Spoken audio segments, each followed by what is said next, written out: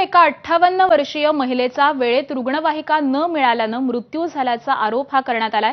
अंबरनाथच्या 58 वर्षीय मीना सूर्यवंशी यांना हृदयविकाराचा झटका आलेला होता। त्यांना उपचारासाठी रुग्णालयात नेण्यासाठी तातडीनं रुग्णवाहिका ही मागवण्यात आली। मात्र रुग्णवाहिका नाट्यगृह लोकार्पण सोहळ्यासाठी गेल्यामुळे उपलब्ध झाली नाही असा गंभीर आरोप हा नागरिकांनी केलाय।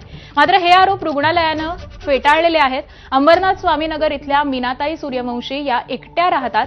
त्यांना चक्कर आल्यामुळे शेजाऱ्यांनी छाया शासकीय उपजिल्हा रुग्णालयामध्ये त्यांना दाखल केलं। डॉक्टरांनी ठाणे किंवा मुंबईतील रुग्णालयात हलवण्याची गरज असल्याचं सांगितलं। मात्र रुग्णवाहिका ही तात्काळ उपलब्ध न झाल्यामुळे मीनाबाईंचा मृत्यू झालाय असा आरोप आता हा स्थानिक नागरिकांनी केलाय। दरम्यान याच वेळी अंबरनाथमधील धर्मवीर आनंद दिघे नाट्य मंदिराचा लोकार्पण सोहळा हा पार पडत होता। उपमुख्यमंत्री एकनाथ शिंदे यांच्या उपस्थितीमध्ये झालेल्या या कार्यक्रमासाठी छाया रुग्णालयाची रुग्णवाहिका या कार्यक्रमस्थळी पाठवण्यात आल्याची माहिती समोर आली आहे। छाया उपजिल्हा रुग्णालयाच्या प्रभारी अधीक्षक डॉक्टर शुभांगी वाडेकर यांनी कॅमेरासमोर बोलण्यास नकार दिलाय। मीनाताई सूर्यवंशी यांना रुग्णालयात आणण्यात आलं होतं तेव्हाच त्यांची प्रकृती ही अत्यंत गंभीर होती।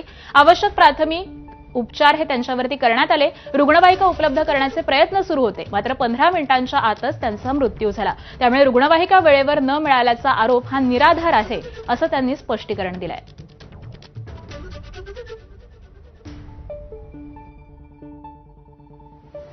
मैं ये पूछना चाहता हूँ कि अगर इतने बड़े छावा हॉस्पिटल में एमपी एमएलए आ रहे, सही बात है, कुछ उद्घाटन हो रहा है, अच्छी बात है, एक जान से बड़ी है, एक जान से बड़ा कुछ है वो।